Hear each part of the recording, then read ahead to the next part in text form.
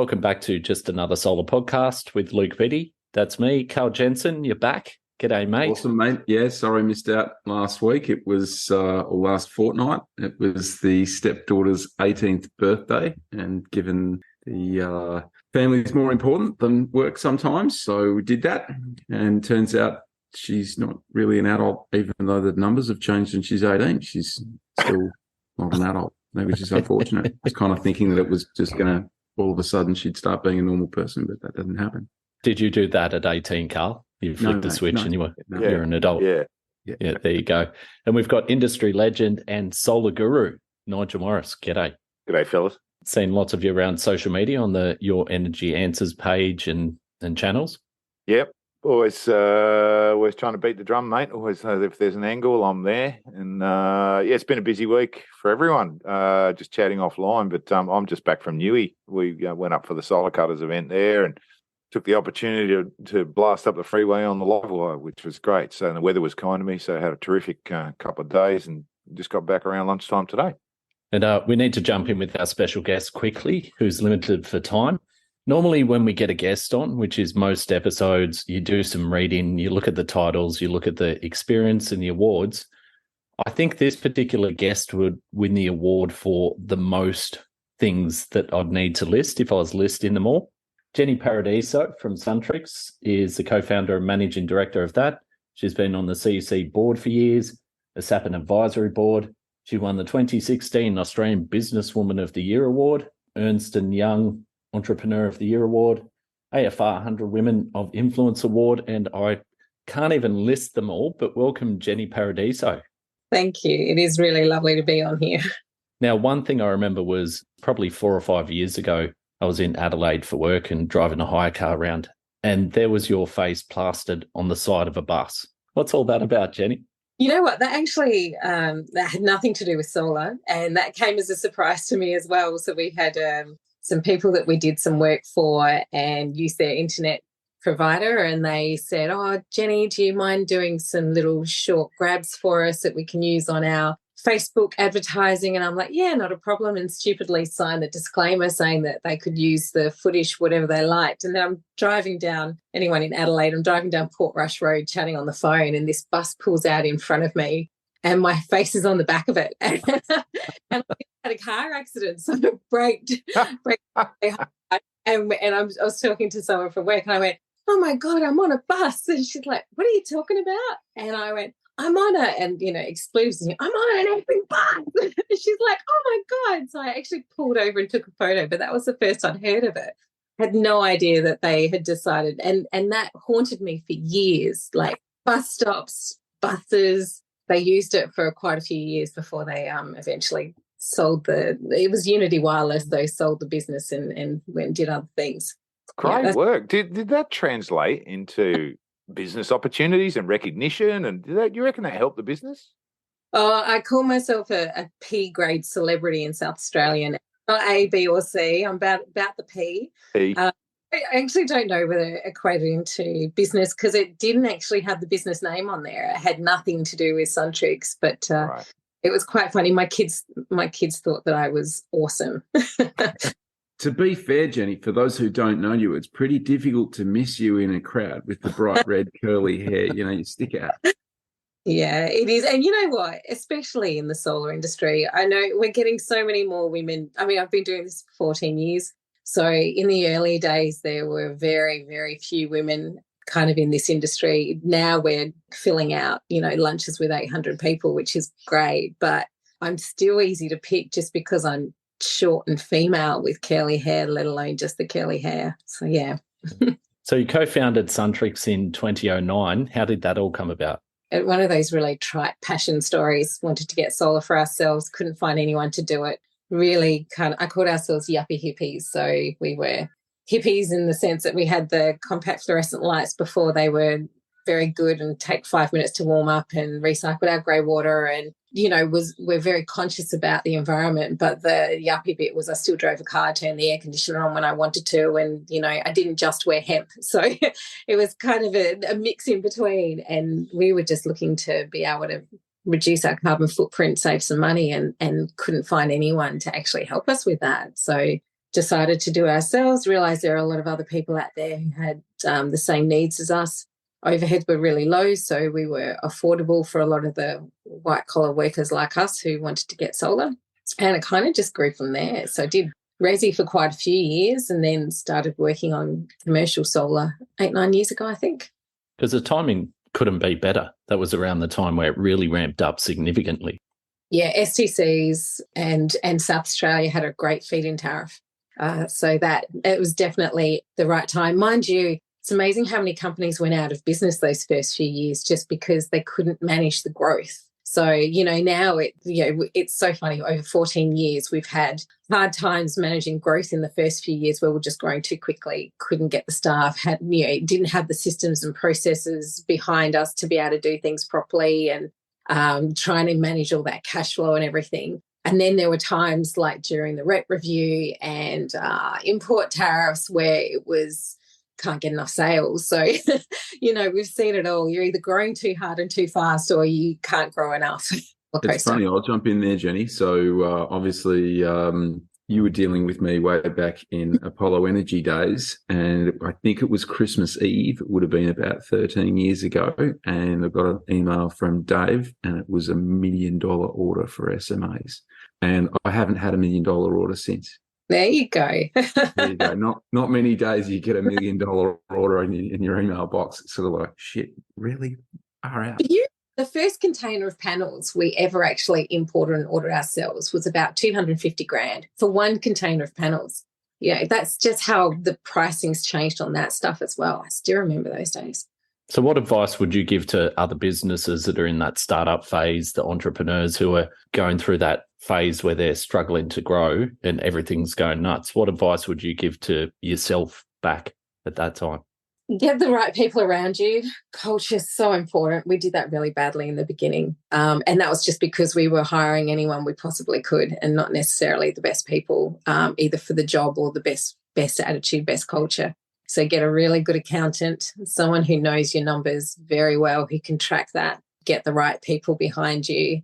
And what I didn't realise for a few years, and you know what, I'm actually still really bad at it because I'm an introvert at heart. I call myself an extroverted introvert. So I really still struggle with that. But get your networks right, talk to the right people, because it took me years to, I just worked in my own little bubble for the first few years before I realised that actually having a voice and being able to provide influence was really important, especially in this industry where things are changing so much. Being able to influence is really important. So it took me a while to figure that stuff out. And as I said, I still need to work on it. It's one of those things that I could always do better, talking to government, talking to industry, talking to you guys, I'm not very, sometimes I'm socially inadequate and sometimes I'm not. Maybe it depends on how many beers I have. You'll fit in just fine, Jenny. It's a really interesting story, and it was funny at the Solar Colours event I've just come back from, and I visited a bunch of solar businesses on the way up and the way back, and a common story I heard and a common theme that you hear around this industry was, there was the old guys who've been doing it for 10, 20 years, whatever, who they know their stuff because they've been doing it for a long time, but they've gone through the solar coaster, they've gone through the ups and downs. And then the room, I'd say 50% of the room was full of new guys. And a lot of the businesses that I was visiting were talking about the fact that, staff come and go over time. And it was a common scenario that the apprentices would come through and at the end of their apprenticeship, they'd shoot off and start their own solar company and go into competition with them. And 70% of them would fail and come back and end up subcontracting because they go, actually, this is really hard. There's a lot going on in the background. And so, I think it's really, finding your niche and adapting to what's going on in the market, to me, seems to be one of those key. You got to have the skills. You got to realize that if you're going to jump into solar, you actually got to be a salesperson, a marketing person, a business manager, and a mother and a father, and all those other things to all your employees. But how have you managed that, Jenny? You talked about changing a bit of your focus from resi to commercial. So you've shifted your focus in the business over the years, right? Yeah, and I guess we knew that resi wasn't going to be huge forever. And so, one of the things that I didn't do well was we started commercial too early. Like I could see that we needed to be moving into a new market, but it was really unknown when we started trying to sell commercial. It took me 2 BDs to get it right, just because we didn't have, like, you couldn't hire from the industry because there weren't any commercial sales reps at that stage. And the numbers weren't quite as good as what they are now. So it took me probably over a year to actually get that right and get that moving. But I do agree. And this is one of the fun things and the hardest things about this industry. Is always changing and there's always new technology. And, you know, you got to make some really hard decisions sometimes about what to focus on and what not to, because you don't want to be chasing every new pretty shiny object. But if you're not innovating and if you're not providing new products, then you're also going to be on the back foot. So it's like, what do you bet on and what don't you bet on? And sometimes I get it right, sometimes I don't. And then, of course, you get really busy and you know, that innovation stuff falls behind, and then you realise that you're falling behind. So you put some more focus on there again. It's small and medium enterprises, which is where kind of we see it. You never have enough staff. You never have enough money. You never have enough of what you want to be able to do everything you want to. So you never have enough time, Jenny. You never have enough time. So you just even the hardware back in the early days was tough to manage, and you guys had problems with modules that had, you know, high voltage failures and those sorts of things. That the inverter of choice was an SMC 10,000. You know, that was all there was. You know, and it was a difficult piece of gear to use. So as a pioneer, you had to battle with all of those challenges that really aren't there anymore. And moving in the commercial space now, ESG is one of the bigger drivers now. That seems to have been the last few years. That's really ramped up. Have you seen that as a big driver for commercial? The high level commercial, ESG, definitely. The smaller stuff, they go ESG. You'd be surprised how many of the just normal businesses have no freaking idea still what's going on in that space, or don't care, or just don't have time. So we talk ESG to the high corporates and government. We talk net zero to the SMEs, you know, because that to them, that's just the word they recognise. They may not be ready for it yet, but I keep saying, which I 100% believe as well, is when you start looking at your net zero pathway or your ESG, solar and storage is your fastest turnaround. Like it's one of the few capital investments you can make that's actually going to make you money. Like it's actually going to save you money rather than changing your transport and trying to buy carbon offsets for all of the other stuff that you can't get. It's the best starting point you can do. So we kind of push that as much as we can. Nice. I was going to jump in because you're in South Australia, Jenny. The dynamic export control is something that, you know, comes up all over the place. And you know, we're watching in New South Wales with, you know, we've still got hard exports here. We don't even have dynamic stuff. We've just got dumb, stupid export limits. How's that playing out down there? Are you seeing that, you know, impact on what you're doing? I mean, I know it's different in commercial, but you still do a bit of resi, right? You know, where's that dynamic export control landing? Is it working? Is it failing? Is it making a difference? Yeah, that's a tough one. And we do actually quite a reasonable amount of resi in South Australia. And we've been talking to SA Power Networks about this for years. Like, so Suntrix were part of the trials. So we did their trials over a year ago, and I'm on their installer reference group. Our services manager is on their contractors reference group. So we've been talking to them for quite a while. And there's some really awesome companies in South Australia, some really cluey people who are also on these groups who are, and you know what, more technical than me, who are quite vocal about some of the challenges that there are. They started it as a pilot, and they've really actually only pushed it from 1st of January, and now they're pushing it out to council districts at a time. So they've just announced that they're going to expand it to another one next month. It's for everything under 30 kilowatts at the moment. The biggest challenge that we've had, well, it confuses the heck out of everyone. So our sales reps are in a fluff half the time because it's hard for them to get their head around it. There's a lot of misinformation and a lot of scare tactics going around to consumers. So there are companies going around saying, oh, you have to do this, or you need to do this before something comes in, you know, usual bullshit that some of the less savoury companies are doing. So a lot of confusion, a lot of concerns with customers. The biggest challenge that our company has had, because we sell most of the mainstream inverters that are covered, but There are a couple on there that still don't have a native interface for flexible exports. So you're having to use an external device, which we don't like doing. There's challenges. We upgrade a lot of systems, and there's challenges when you're dealing with an existing inverter and you're adding a new inverter on, and how you deal with flexible exports, and you have to zero export limit one of the inverters or upgrade it, so you can get flexible exports in it. So it can be a bit of a disadvantage for the consumer in some instances.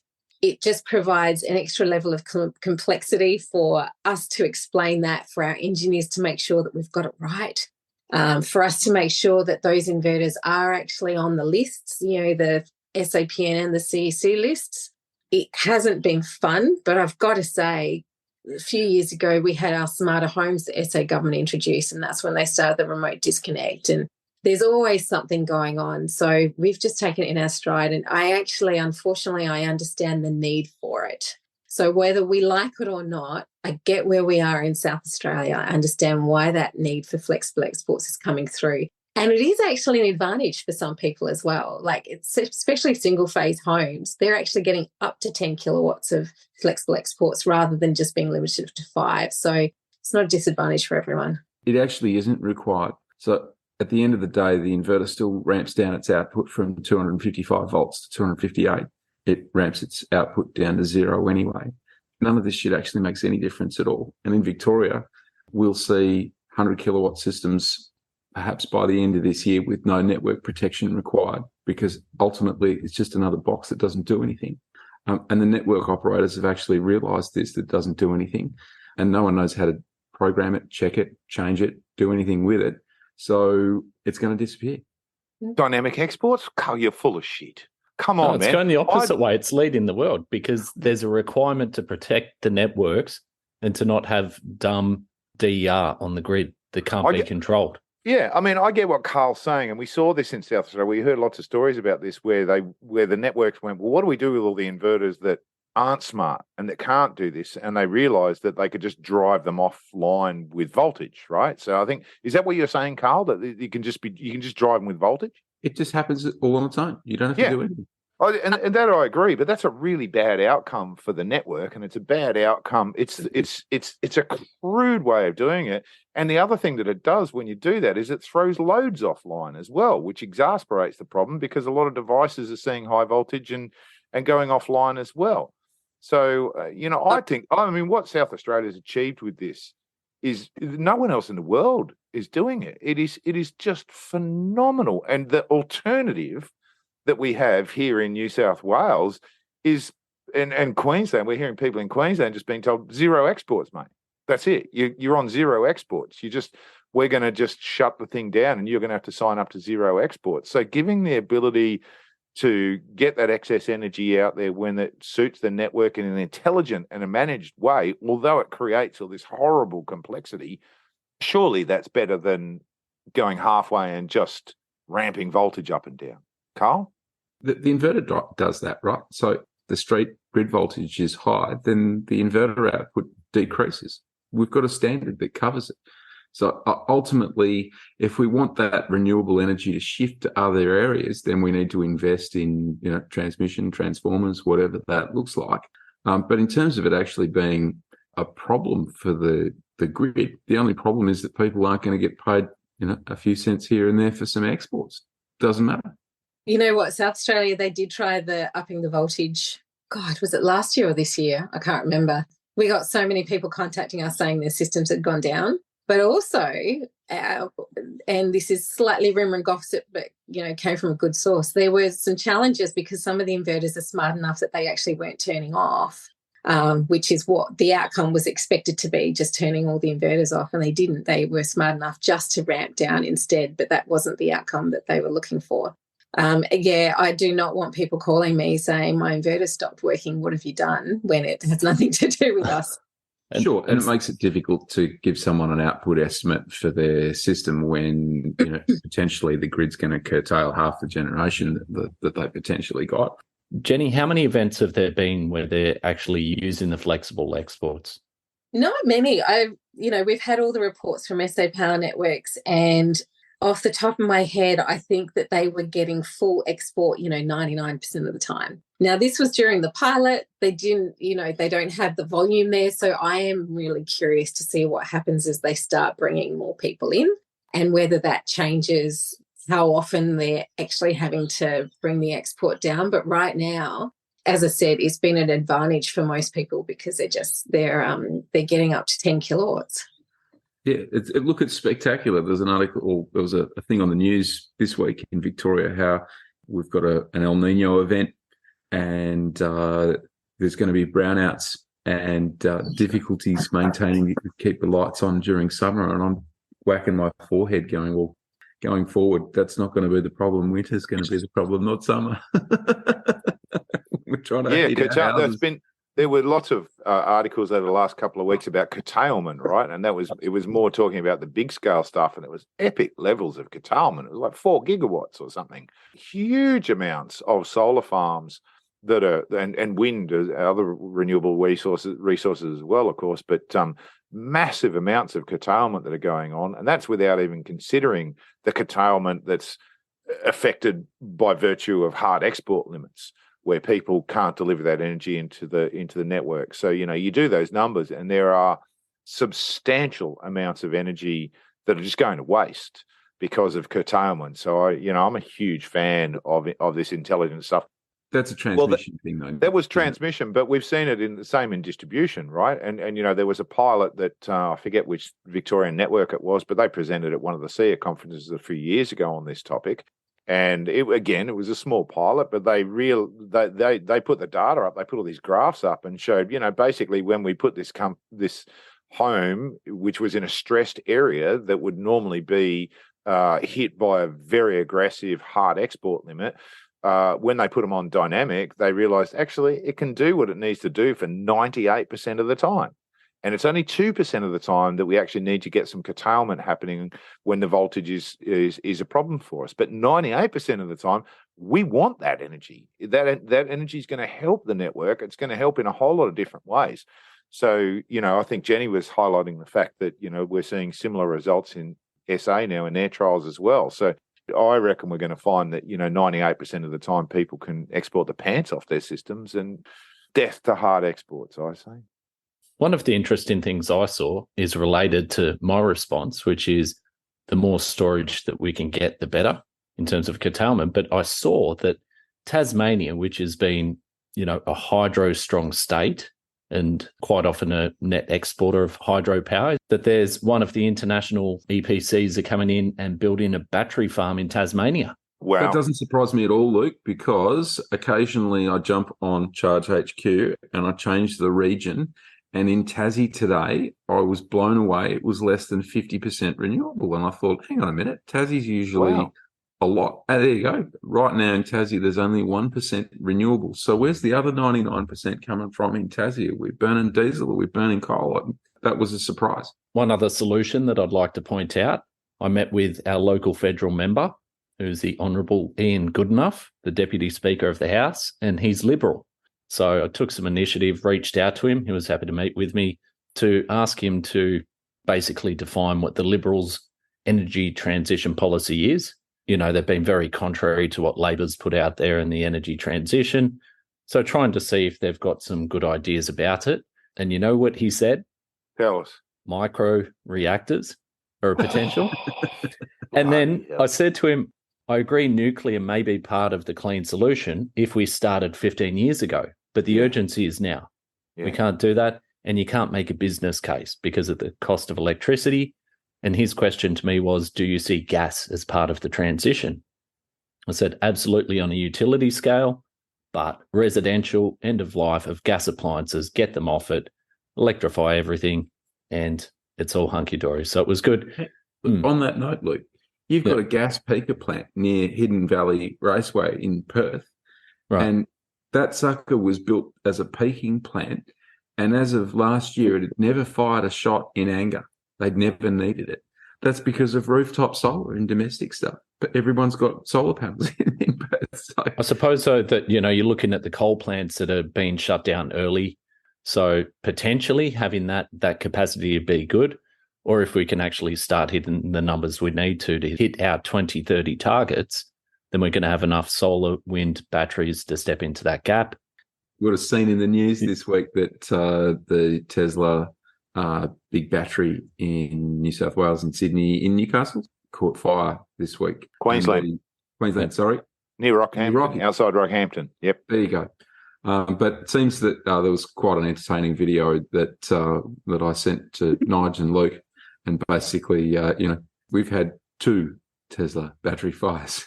Surely we need to be behaving a bit better here. This is God bless Matt Canavan. He came out with the stupidest, most naive criticism of that fire and just tried to play it up like it was the end of the earth and and failed to acknowledge the fact that there are beautiful Callide coal-fired power plant, a fairly new one in coal-fired power plants turn. It blew itself to pieces almost 2 years ago, and they still haven't got the bloody thing online.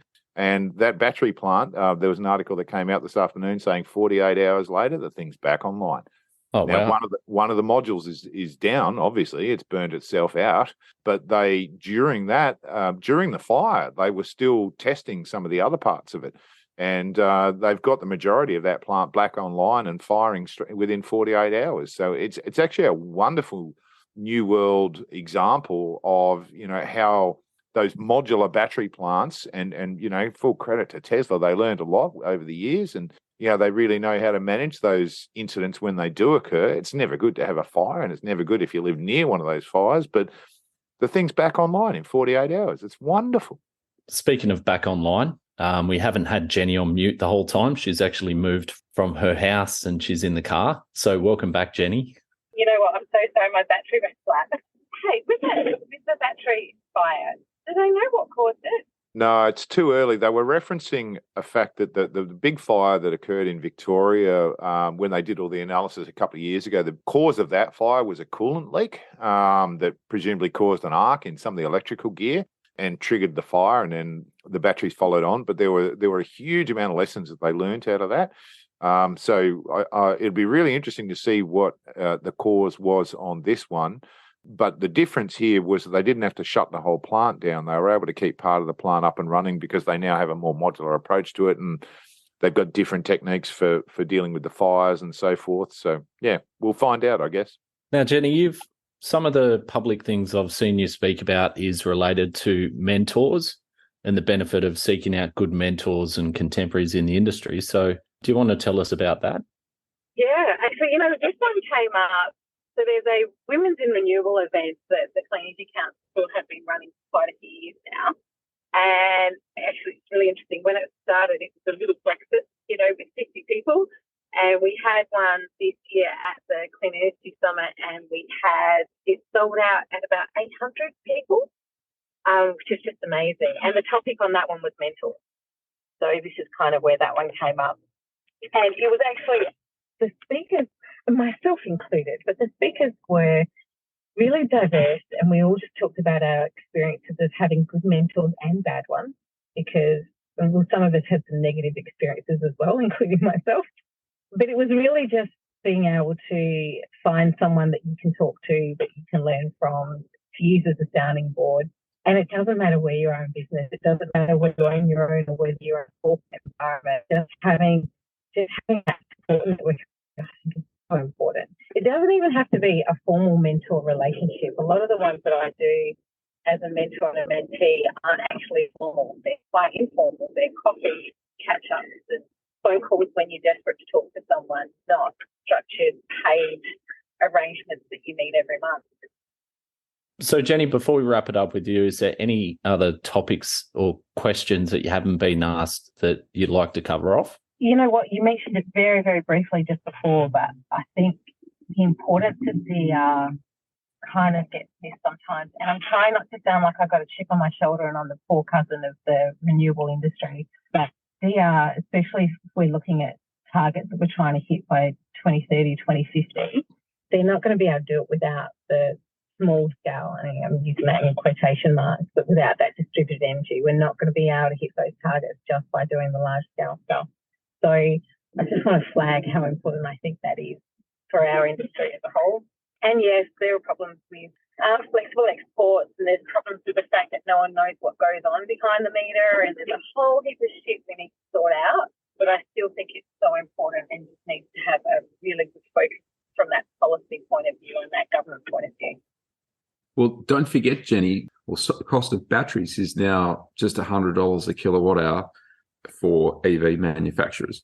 So I predict between now and 2030, we're going to see an absolute explosion of EV sales, and obviously they're adding to the demand as well.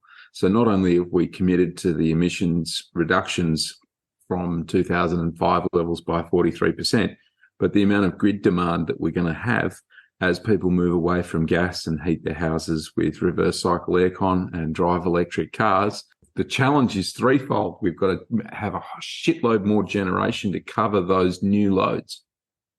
You know what? The really interesting thing here, though, is yes, we've got flexible exports coming in. We've got all these challenges of having too much solar generation in the middle of the day, yada, yada, yada.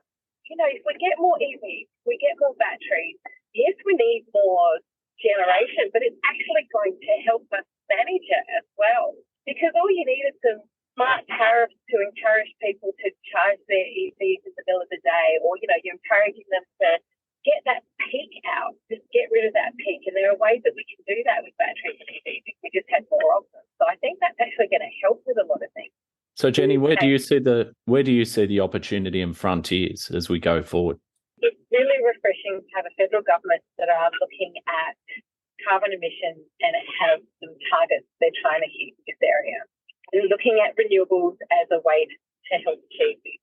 So I find that refreshing. I find the electrification of the nation and the building of the transmission lines and the social license conversations that are happening around that. I think that's fantastic as well. I think the Victorian government and ACT banning gas connections for new builds of next year. I think ACT are already doing it, but I know that they've announced it as well. I think that's a great step forward as well. And then, I know Karl, I know how much Karl loves his air source heat pumps. You know, we've got new technology, we've got things that are going to help homes and businesses go completely electric. And then all the beautiful, fantastic technology, smart things that you can add to your home or business to make it all work perfectly. And that's the stuff that I'm getting excited about. I think there's some really good opportunities there. And then ESGs, as you were saying, helping people get to net zero. There's good opportunities for the industry in general. That we went through the RET review and we went through a whole lot of crap and COVID for this industry. And it's just nice to be going to conferences and talking to people and having a bit of a spring in your step again and looking forward and seeing the good opportunities that are coming. And speaking of which, All Energy is coming up in a few weeks now.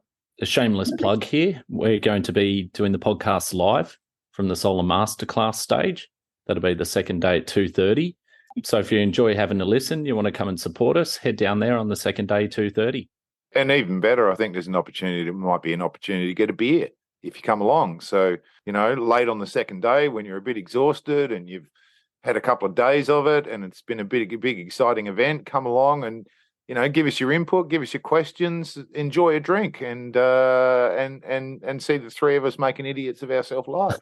Oh, I'm really looking forward to it. I think it's going to be great because obviously every time we do these events, we meet a whole heap of people that we didn't know existed that have these incredible stories in the industry that we haven't met before. And the fact that we're in front of these people and they can come to us is just fantastic. Put in the shout out to people. If you or someone has an interesting story, reach out to us. So Jenny, before you sign off, normally we'd go a bit more personal and talk about how people find balance or some of the things in their life that they do to counterbalance the busyness. Looking at all the stuff that you get up to, you've got a very, very busy life. So how do you manage that? Look, I do have a busy life. I like being busy, but so I've got two kids. Violet is 14 and they're 12. So Violet was 3 months old when we started a business. I don't recommend starting a business as a 3-month-old and then having another baby. But they are resourceful, independent kids now and so much easier to manage. So I run a few times a week and do yoga and all of that normal stuff that helps with my body and my sanity. And I have really good friends and good partner and good support network. And I just make sure I try to make as much time for them as everything else. So it's not, it's that whole to say you can't have it all. I actually kind of agree with that. You can't have it all at the same time, but that doesn't mean you can't have everything. You just got to kind of balance it out a little bit more. I don't think it's as bad as some people say. Thanks for sharing and also your thoughts today. Is there anything else you want to give us before you sign off? No, thank you for the invitation. I know it took a while to get on here, and I appreciate your persistence on that as well. And I do love this stuff, and I do love talking to you. You're all, how, Nigel, you're saying you've got the old guys and the new guys in the industry. You guys are the old guys now. You've been around for a long time. You're an old guy. We'll take that as a compliment, Jenny. I'm not sure. Yeah, sure, right. I'm hoping I'm one of the old guys now as well. 14 years is a long time, but yeah, nice just to have a chat about this stuff. So thank you. All right, Jenny, thanks for coming on, and look forward to catching up at All Energy as well. Thank you, Jen. I'll see you then. I'll throw one in just to close off, mate, because really interesting talking about, how you cope with business and how you adapt over time and all those kinds of things. And very tragically, a person who actually helped me start out in the industry more than 30 years ago passed away a week or so ago. For those of you who don't know, my secret dirty past is that I started with the hippies in Nimbin, much to my great delight. And, it was when I started up there was, less than 100 solar companies in Australia. There's about 9,000 now. And, the founder of Rainbow Power Company, where I was fortunate enough to learn everything renewable, passed away very, very sadly. Pete and I weren't hugely close. He was an odd cat, a very, very odd cat, because he was so driven in every way, and he was an old school hippie from the 70s. What he taught me was commitment to the cause. He was actually the very first person to ever run an off-grid solar training course in Australia, which I was lucky enough to attend, and he, in fact, helped develop some of the training that is now the accreditation training course that all solar installers go through. So, I had a wonderful time up in Nimbin learning an immense amount from those guys and girls. Really, really interesting experience. And I'm actually jumping back in the car and heading up the coast tomorrow to go to a memorial. Anyone we probably won't get this out before then, but there is a memorial on Sunday that I know a bunch of people are going to go to. So, rest in peace, Peter Pedals. So the nickname Pedals, I'm guessing that came from the pedal-driven juicer that he had. Pedal-driven everything, mate. He was a mad cyclist. He would cycle everywhere out of commitment to the cause, right? He was that committed that, I don't think he owned a car the whole time I knew him. I don't think he owned a car. So he not only rode his bicycle everywhere, but he in the very, very early days of Rainbow, he was all about pedal power for, if you lived in a hut in the rainforest around Nimbin and you wanted a washing machine or a blender or a coffee grinder or anything, Pete would whip up a pedal-powered machine for you. That was his claim to fame, and more power to him. A sad week for the solar industry. Certainly is, mate. Those founders, did it really, really tough in the early days, and we owe them a lot. I owe them a lot, which is why I'm humbled to be able to go up and participate. Now that's all we've got time for this episode.